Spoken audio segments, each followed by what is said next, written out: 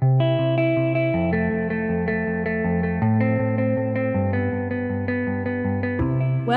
to the Microdosing for Healing podcast. I'm your host, Casey Garrett, and together we'll be discovering and learning from inspiring voices of healers, medicine keepers, and visionaries. Every episode, we'll explore the world of health, vibrant wellness, and natural medicine for a new era of human society. Welcome to today's episode. Hello, everybody, and welcome to the podcast. I'm really delighted to be with you today. This week is my birthday week, my 50th birthday. So thank you to all of you who have reached out with birthday wishes. I have to say, it is such a trip arriving here because being in the healing arts for so many years, the way I have, I've always held out the age of 50 as a marker for many, many decades. I have always revered my female elders who were healers and witnessed how they were in their eldership. And I kind of always looked forward to this day with anticipation, with curiosity, with high hopes. And now that I'm here this week, it's such a trip because it's everything.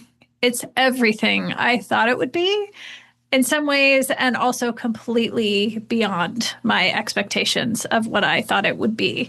So I think, one of the things we hear frequently is when women, reach a certain age, you just stop giving a shit what other people think. Right. And I see that as true.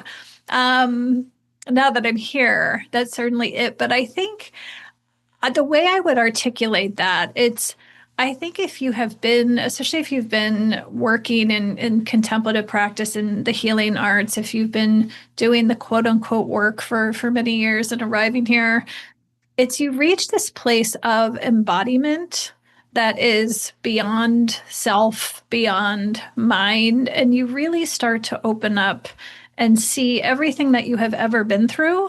It was perfectly designed and aligned. And now you're at the point where you hold it, it's yours to keep. And you're able to then empty yourself of it to become this wise, hopefully wise, most of the time wise, channel in service to other. Right. It's so much more possible to really embrace and fully embody your gifts to be in service and provide wisdom and space for others. It's really a trip. So thank you. Thank you for being here. Today, I wanted to record an episode for you all on the topic of guideship and the changing paradigm of healing. Big topic, biting off a lot with that topic, but I feel like we're in this pivotal moment. I'm seeing it across the board in my community. I'm seeing it in my individual clients. I'm seeing it in my colleagues and other guides. We are all of our souls are waking up, are evolving, are ascending. At the same time, we're also remembering how we once held healing and medicine all at the same time. It's really, really exciting and beautiful to witness, if also kind of strange, weird, and uncomfortable. There's one of the guides in our community was sharing her client had a dream that she was standing and had one foot on land or at sea simultaneously. And that's exactly what this moment is calling for all of us to do, is to kind of hold this paradox, hold the past and the future while we remain in the present, likewise holding space for others in their process as well. So I wanted to open up with a story, no surprise. And I had this memory surface the other day of, over the course of my career earlier in my life, people were forever, romantically setting me up with people who were also in the healing arts or wellness fields. And this was one of those occasions. And it was a blind date. And we sat down for lunch. And he began sharing his story. He had been a senior executive at Coca-Cola Corporation, of all things, right? And shared with me his story of, he left and he took the great risk, of becoming an entrepreneur, from the safety and security of this corporate existence. And he gathered, at that point, he had gathered $13 million in seed funding from his network, from his Stanford MBA community. And his concept was, it was some kind of gadget. I don't quite remember if it was like a bracelet or a ring, but it was something that was strapped to one's body. And it would, throughout the day, beep or bing or zap people and remind them to experience joy. And I was like, interesting, right? Curious. I was too. And I said, who is the market for this? Like, take me through the business plan. And the market was, he was going to sell this gadget and to multinational corporations who would then provide it to their employees as a benefit and create a more joyful, well, healthy workforce by token of wearing this joy bracelet. And I was immediately thinking of, a woman in Georgia working for Purdue, plucking chickens for 8 hours a day, standing on her feet, plucking chickens for the minimum wage of $5.07 or whatever it is in Georgia these days. And I was imagining her wearing a bracelet that pinged or buzzed throughout the day to remind her to feel joy in her situation, and how absolutely condescending and privileged and just flat out absurd to think that this is going to bring joy and health and wellness to this woman's existence, right? It's just so, the reality of the situation is this woman was probably born into poverty with very little opportunity, probably was abused, likely by a male relative or a man in position of authority in her community, has already had 2 children by the time she's 22 years old, and does not have opportunities for employment, let alone education, to better herself, to make herself more free. And it's not due to capacity or intelligence, it's just due to her limitations and her opportunity.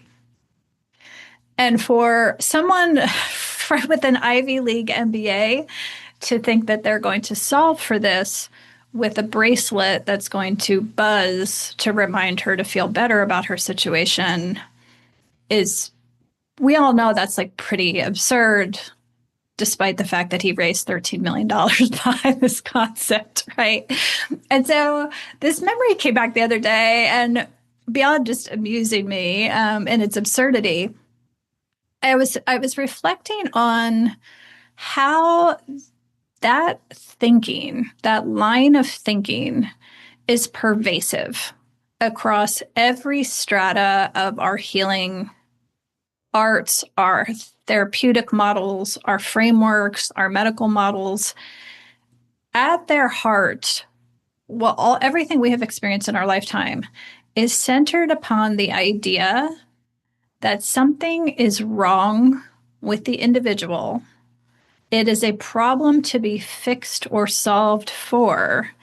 And the models are creating modalities, supplements, pills, remedies to solve for this problem, to make it manageable for this person to exist in their situation.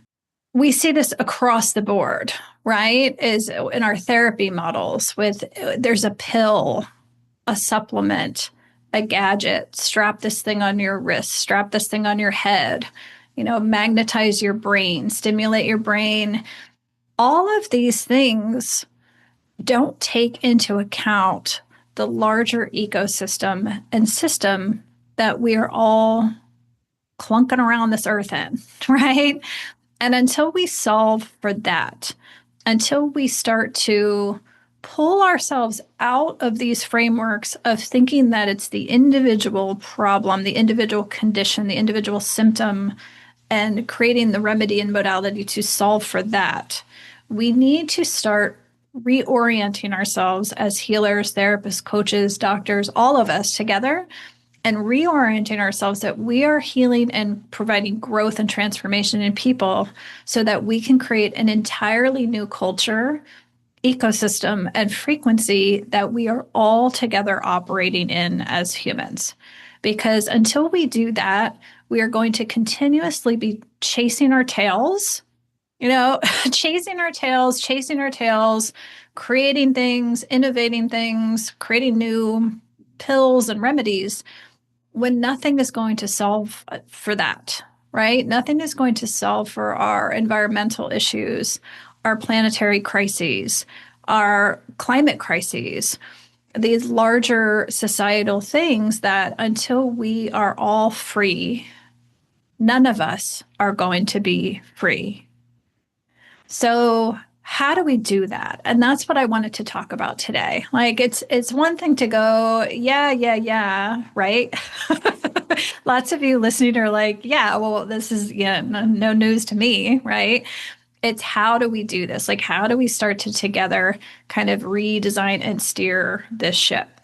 So I wanted to reflect on some of my own witnessing and learning that I have seen, I have learned from my clients, I have learned from my colleagues, just witnessing the shifts that have taken place over the last 30 years. I'm celebrating 30 years now of being in the healing arts field, supporting other people in their healing. I've worked with tens of thousands of people at this point.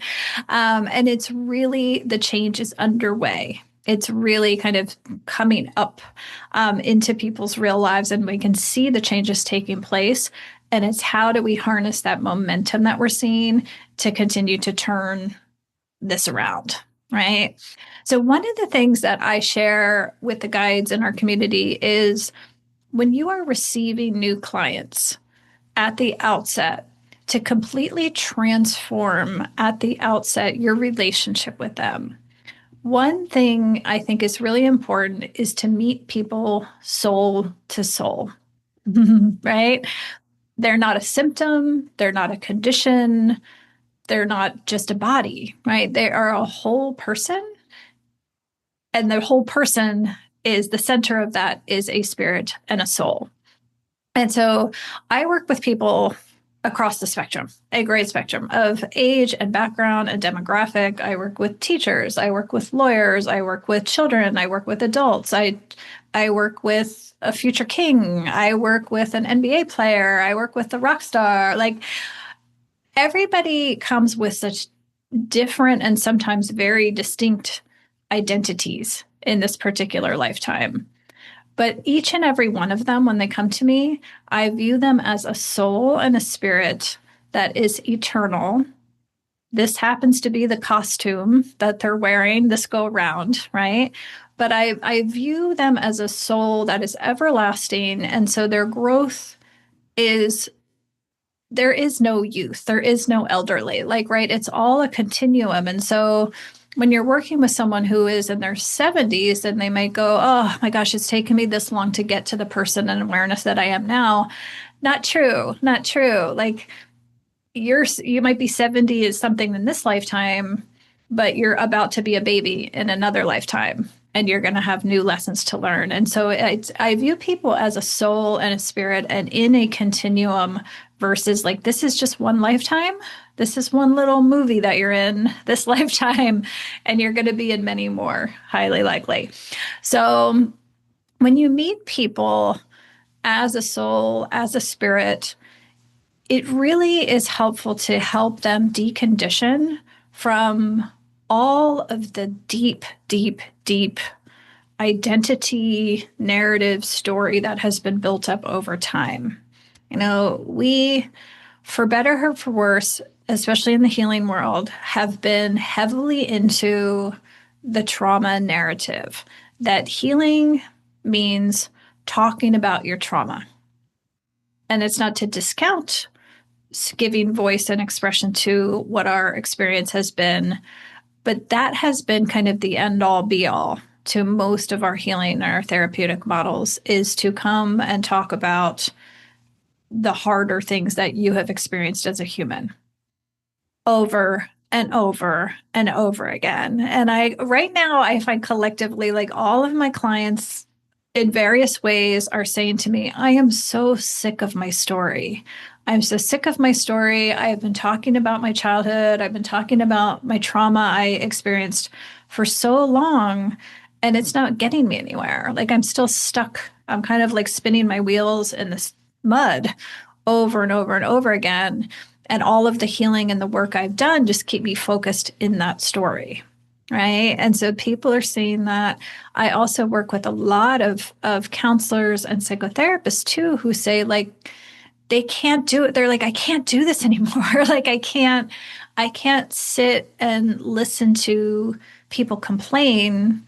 That's not healing work. Like they're not getting anywhere by just giving expression to what's wrong with their life or giving voice to their symptoms and their conditions anymore. It doesn't get them anywhere, or it's going backward in a lot of ways.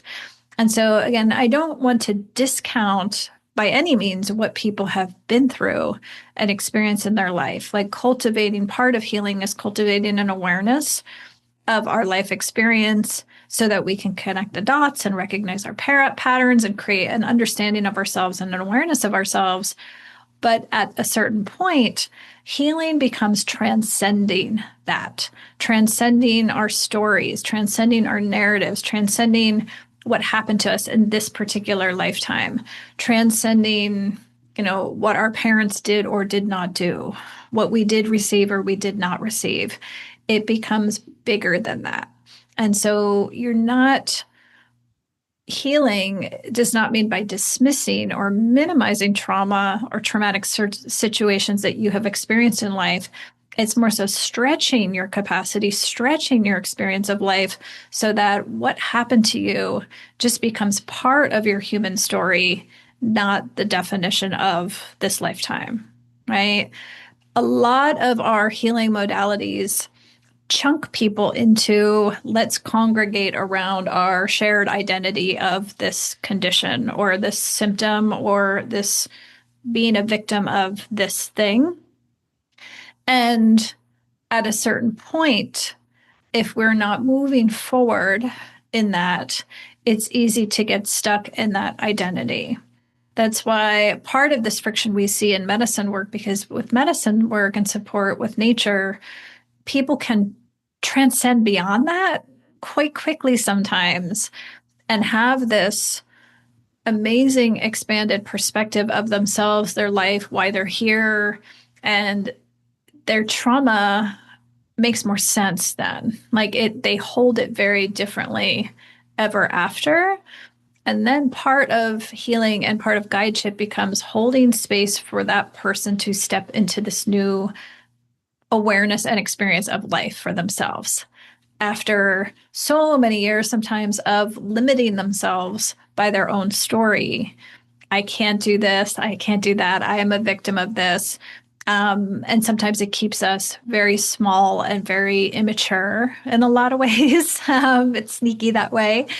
But when we step into this greater expanded perspective of ourselves and have the support along the way to help us see ourselves in a new way, sometimes we need other people to see us that way first before we can see ourselves that way.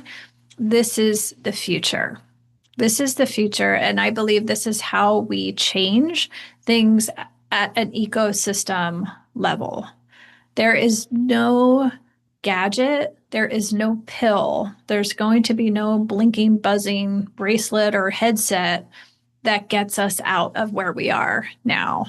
It's really going to take us and our own personal truth, our own self-honesty, and supporting each other to get there. The greatest way I have found to get there is to be in the presence of a human, of another soul who is also there, who is also courageous, who is also honest, who is willing to move beyond their own circumstances who is expanding and growing and comes from this place of a frequency where you're moved past fear, you've moved past competition and scarcity, who moved into embodiment and a fulfilling life and a fulfilling purpose. When you are around other people doing that, it's enormously contagious. And it really helps you ignite your own growth, your own expansion, your own healing. And that's how we shift society, right? That's how it can only happen and how it has to happen if we're going to move forward as a human family. So, one of the other things I think is so important when you're working with people is a lot of our models have been standardized to the process is first, the education is first, the modality is first. That's consistent versus seeing people as an individual soul and spirit. So I think our training as healers and guides is kind of why I love the term guide, because guide is so novel and no one quite knows what to make of it. And I love that. I love that. We don't have these preconditions. I can do this and I can't do that. I can say this and I can't say that. Like it's an undefined thing that we're defining real time, which is beautifully free, right? So many of our healing systems are permission based. Well, you can't do this here. You can do this, but you can't do that. And I need to ask this person for that. And I need to get a referral for this. And it's so based on these models of scarcity and gatekeeping and competition, based on rather than being what people actually need. What is in service to the individual? What is in service to the society? And creating from that vantage point versus creating from this place of hierarchy and gatekeeping and control and competition, right? Where people have limited options based on what they can get permission to have. This is where we as guides can like flip this script and actually meet people and support people in the way that they need. So let me give some examples of that. So, for example, right now, a lot of the people we see in medicine work, as it becomes mainstream and more public and accepted, a lot of people come to us and they're like, well, I was drawn to do this, but I first went to ketamine because I could. And then I went and did this thing because I could and could. And then finally, they come to us or they come to psilocybin often. And that's the thing. Like, that's the thing that turns the key that unlocks everything. And the only reason they didn't get there sooner is because we have this society that has created these layers and layers of permission and access. So I invite people, sometimes people ask me why I don't advocate more for legalization and get involved with decriminalization movements. And because to me, again, it's kind of chasing our tail. Like, to invest time and energy into asking people for permission, I think is completely like that's moving in the wrong direction. Because as soon as we put ourselves in a position where we're elevating one person's opinion over others, giving someone power over others to decide what others can do, we're kind of seeing the absurd end of that right now in the United States and our government and our elected leadership right now. Is we have people in charge of making laws who have no business being in any position of telling other people what they can and can't do when they themselves can't follow the law, right? We have people in positions of the highest judgeships and judgment of others who are not moral, ethical beings in their own personal life. So it's kind of reached this absurd end, I think, because we need to, as humans, get to the point where it's so absurd, it's so over the top before we turn back toward ourselves and go, we need to learn to trust ourselves again, right? We need to empower ourselves and give ourselves permission again. The whole notion and the whole framing that we need to go to someone else outside of ourselves for permission to grow or heal or practice our religion or connect with spirit, whatever it is kind of absurd that we would have to involve permissions in that. And so that's why oftentimes when I am approaching someone's healing, I am looking to them as a soul. What's going on with their spirit? What's going on with their soul? And how can I support that, not based on what permissions we have to do? It's working with a person as to what they actually need in this moment. And that's very different. It's almost the reverse of how we have been operating up until now. The other thing I encourage people to do is also see people as energetic beings.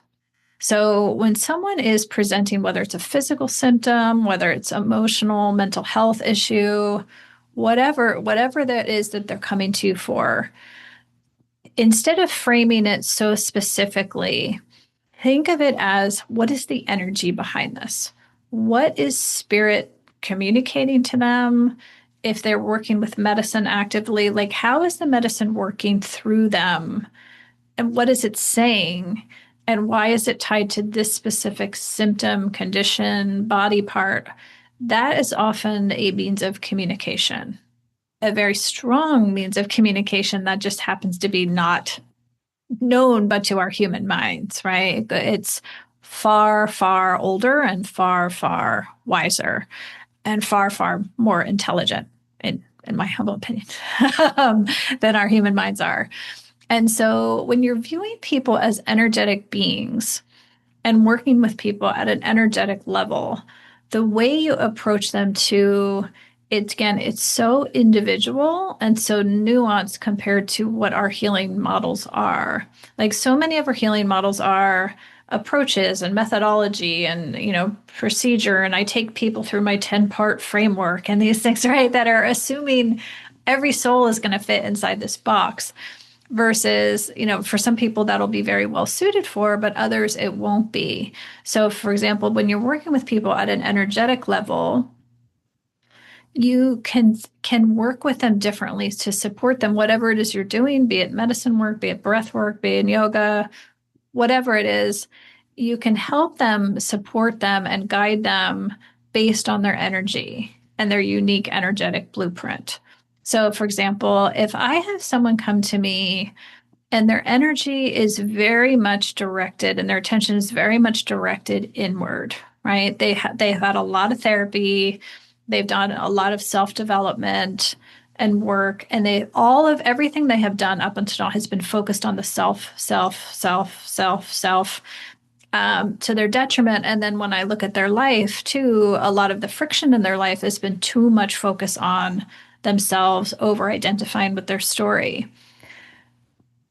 The last thing I'm going to do when I'm supporting them as a guide is to bring more attention to themselves, right? So a lot of the traditional supports in medicine practice are journaling or keeping a diary or writing about yourself or tracking yourself and tracking your results, right? Me, with more me added on, right?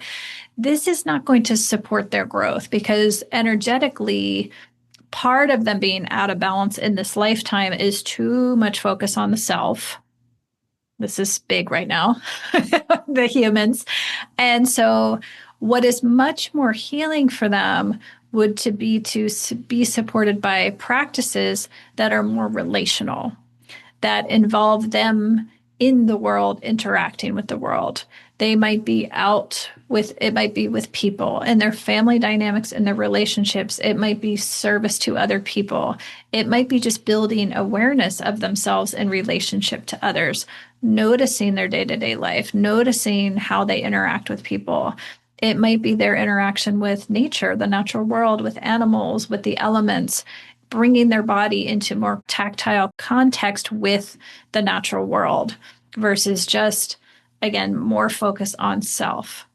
Someone else who comes to me whose spirit has been more people-pleasing and over-giving, and they've kind of lost themselves over the years and they don't know where their true north is. They're kind of in a state of confusion and I've been doing my thing. I've had a quote unquote successful life, but I just feel like I'm still not doing what I came here to do. And they just have this vague sense of being outside of themselves. This is really, really common too right now. And so that too, when you notice this is what's going on energetically with this spirit, for them, it might be the opposite, is it is time they have not tended to their own spirit and soul. And so for them, that might be the perfect thing to do is bring more attention and self-awareness and journal to touch into their experience, spend more time in one-to-one interaction with you as their guide and support to really give them opportunity to give voice, to give expression to those parts of themselves that they haven't before. So my point is, there is no, like, again, there's no distinct framework that's going to work for every person. It's really seeing people, learning how to empty yourself so that you can clearly see another.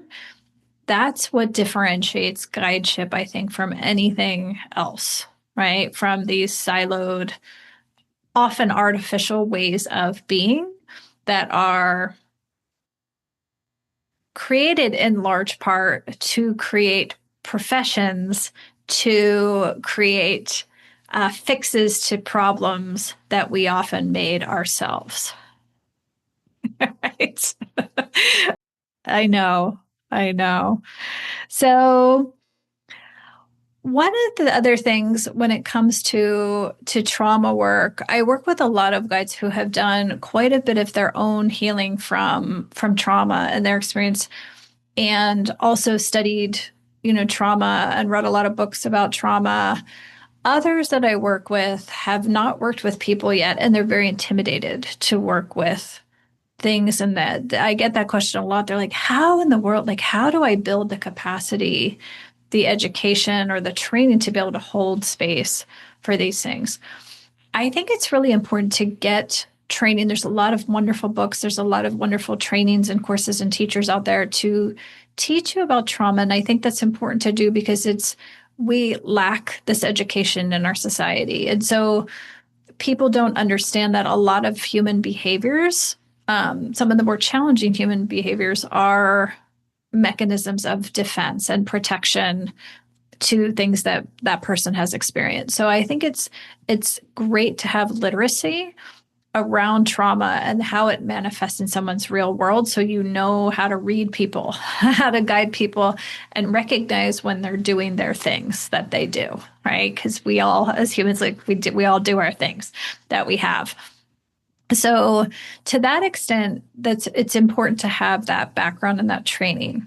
However, in my experience, working with so many people, the most powerful thing that you can have in supporting another in life's most challenging circumstances is to cultivate your own clear, clean energy and presence and just be with that person. And it sounds so deceptively simple. And I've only recently really landed in this, and it's taken 3 decades.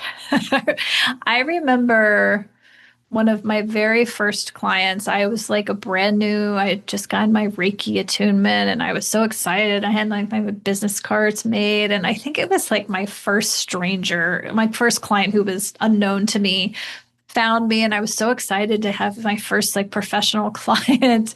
And when I took the sheet down to start my Reiki session with this client, their back was just riddled with burn marks and scars from being beaten and hit with belts and chains. And I remember in that moment I could feel my brain just melt, and I felt so out of my depth, and I had no idea what to do. And as soon as we started the session, they started to have a very physical reaction. Even though I wasn't even touching them physically, they started to release a lot, and were vibrating very violently.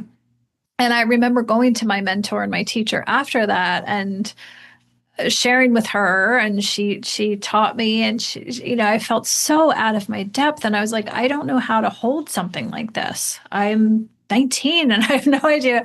I have no idea to hold something like this. I have no experience with this. I have no training in this.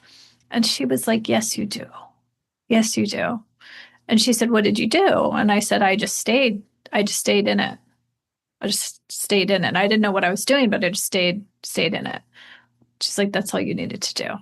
That's all you need to do. She's like, your mind doesn't know what to do, but your soul knows what to do because your soul has been there before many, many times. And I think it took me many, many years to get that intellectually, but my body knew earlier, and my soul certainly knew earlier. And now, only after all of these years later, and thousands of people, all of me gets it. All of me gets it now. But I think for newer people to holding space for people, it's important to know that despite, we can always learn more, we can always train more. There's always more intellectual knowledge that we can have, but that's not really what is going to make a difference to people and allow people to grow and heal beyond their circumstances, beyond their trauma, is your clean, clear, fearless presence to just stay with them, let them regulate with you, and let them experience what it feels like to feel safe in your presence, in their nervous system, in their environment. And that's when the magic of their own innate healing can take hold and blossom. And it's you just holding the space. It's always strangely, I love mentoring healers and guides when they touch into that, and they're kind of with people and they've done it long enough, and then all of a sudden they're like, oh, I get it now. Like, I get it now. I realize, like, the less that I'm doing, the more that I'm embodied in this experience, I watch, and that's what shifts things. That is what enables my clients to grow and heal and transform in such powerful ways. It's based on me and the presence I'm holding, not what I'm intellectually sharing with them. And that's it. That's exactly it. So just know, as a guide, it's so important to be with other people who are in that space, but also know that the more you invest in yourself, in your own growth and clean energy and self-care and your own practices, your own clients are going to experience that growth with you. It's another way we give to our clients is, as we grow, they grow, right? I think so many of us aren't growing or stuck. The word stuck gets used a lot. And we get a lot of new clients as guides. If our clients are like, I've done everything and I'm just stuck. I'm just stuck. But part of that stuckness, I think, is the way we are holding the frameworks of healing. We don't require our leaders and models and the people we are expected to learn from, heal beside, live under in our current models, right, of hierarchy. We don't hold that expectation that they need to live these things. That's really rapidly shifting. And the more you as a guide live these things all the time, not just when you're in your professional role, but when you are just who you are moving around the world all of the time, there's no separation. That's, your clients can feel that in you. And it's something that you might not be able to articulate, and your clients definitely won't be able to pinpoint and articulate, but that is what is enabling them to grow as much as they are, to heal as much as they are, is because you are setting that model in every way, in a way that's very deep, that's very authentic, and most of all, it's very truthful. What you see is what you get. And it's not, this person is this way when they have their professional hat on, and then they're this way when they're with their family and in their personal life. It's all the same. There is no separation in the future. So, lastly, where do we go? Like, where do we go if we're not going to be focused on symptoms and conditions and things? A lot of the newer guys in our training programs are like, well, okay, if I'm not on my intake form, if I'm not looking for conditions and boxes to check out, like what's wrong with you and circle here, where does it hurt? Like, how do we orient people newly in healing eventually? One of the things you can do, I love to ask in my intake forms or when I'm opening a relationship with someone, is to ask them how they want to feel in their experience of life. And it doesn't need to look a certain way. It doesn't need to be specific things. It's actually advantageous if it's not too overly specific. I want to know how their spirit wants to feel because oftentimes that's pointing to their freedom. And I always want, when I'm guiding someone, I'm always orienting toward what will make this spirit more free, more true, and more free. And choosing medicines, choosing lifestyle practices, choosing whether I'm leaning in as a guide, whether I'm leaning out as a guide, giving them more space, taking up more space. When do they need to borrow my courage until they kind of get their own back? When do I let them fly a little bit on their own and struggle a little bit so they can find their own bearing? All of these things I'm always keeping in the back of my mind. Like, how am I orienting them to make them more true and more free to who they are? Versus, again, putting them further into their story, putting them further into their narrative. I'm helping them step out of it, step out of it as much as I can. And I find it's easier to heal and grow through feeling, setting the intention of how do you want to feel versus how do you want things to look or be for you? What are you trying to get? Right? It's not really about what you're getting or not getting. It's more about how are you going to feel in your life experience and then letting life, letting the magic of life create kind of the architecture around how that happens, right? The other factor is I'm always balancing how this person's spirit is, where they are in their development, and how that's interacting with the greater world, because these things are always interconnected. Like I said at the beginning, you can do all the gadgetry and supplementation and the pharmaceutical interventions in the world. But if this is the ecosystem this person is living within, we're only going to get so far. And so when I'm working with someone and guiding someone, I'm always calibrating their own individual capacity for freedom and expansion and truth within the ecosystem of their lives, right? The environment within which they are in. If I'm working with someone who is working on their healing and growth, but living in a war-torn country where they're dealing with, bombing and chaos around them all the time, that's a very different bandwidth than someone who is in the United States in the suburbs, semi-retired and has a lot of time to work on themselves.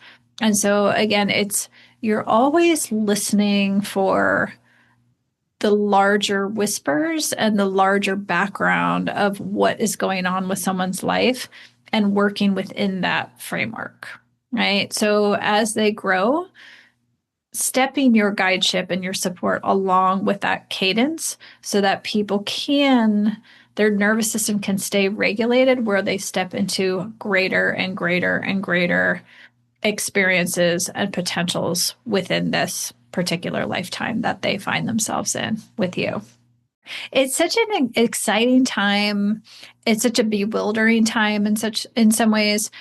And I think one of the other things that to remember in this moment is whenever we go through growth spurts, you know, over the eras across time, is there's always people doing the things that are going to be commonplace 20, 30 years from now that are anomalies right now. And so when people come across things of people doing things differently, you're going to get a range of reactions, right? We have so many people on the planet right now who are descending. At the same time, we have people that are ascending. And we're all mixed together in the pot right now. And so it's really extra, extra important right now that, especially if you live in a place or you're in circumstances or in a community where you don't have a lot of people around you who are like, wow, you're doing this new thing that's working for you. That's fantastic. Or this is a little bit weird and outside of convention. This is great. Like, let me be curious about that. It's so important to have a community of people around you that you can share that frequency with. Because as we go forward, there's going to be a lot of people who react to growth and change with doubling down on the fear and the scarcity. And that will go along the lines of something like this. How dare you? You're not allowed. This is malarkey. This is nonsense. Doesn't work. It's placebo. It's not allowed. No one gave you permission. Let's wait for the science. Let's wait for someone in authority to tell us it's doable and what we can and can't do and who can do it and when they can do it and where they can do it. All of that noise is designed to create and perpetuate fear and control. Oftentimes it's shrouded in intellect, it's shrouded in safety, it's shrouded in what is ethical, when really it's about control and maintaining hierarchy and authority. And I think about like, who gives us permission to do this work? It's really every single individual soul and spirit is giving themselves self-permission to do this work. And if we want to hold this work, we're holding it in devotion to a higher power, far beyond any human being telling us we can do this work, right? The limitations of the human morals are on full display right now in the United States, particularly. And so it's really asking us in this moment to turn inward, to start to trust ourselves again. And also, if we are going to revere something beyond ourselves, outside of ourselves, it's time to do that for the earth again. It's time to do that for the earth and the natural world, who possess a wisdom and an intelligence that is far, far greater than the most developed scientific innovation that we have ever had, cannot even come close to competing with spirit and the divine and the natural world have created. So thank you so much for being here. Again, thank you for all of your beautiful notes and warm wishes this week. I really, really appreciate each and every one of you. I look forward to you, those of you who are in our community. I look forward to seeing you over the holidays this year and into 2026. So 2026 is, again, going to be another incredibly, incredibly powerful year. And I think, although some of you are going to hear me say this and go, what? I think 2026 is going to herald an unbelievable beginning to a creative renaissance that we have not seen yet in our lifetime. It's really, I see this in the people who've been called to medicine practice over the last 5 years very clearly. It is the healers, it is the creatives, it is the artists, it is the entrepreneurs, it is the people who are going to build the future. And in 2026, we're going to start to build. And you're going to start to see the scaffolding of the future as people get, sometimes out of necessity, sometimes being rejected, sometimes being pushed out of the mainstream structures. We're going to start to create some beautiful, beautiful things ahead in 2026. So I am super looking forward to it. I'm super looking forward to supporting and clapping many of you on and everything that you're going to build and create for the future in service to our world. And I'll see you on the other side. All right. Have a great day. Thank you for listening to the Microdosing for Healing podcast.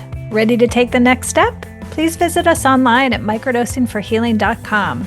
There you'll find lots of information about our global community, professional training programs, and upcoming immersions. See you there.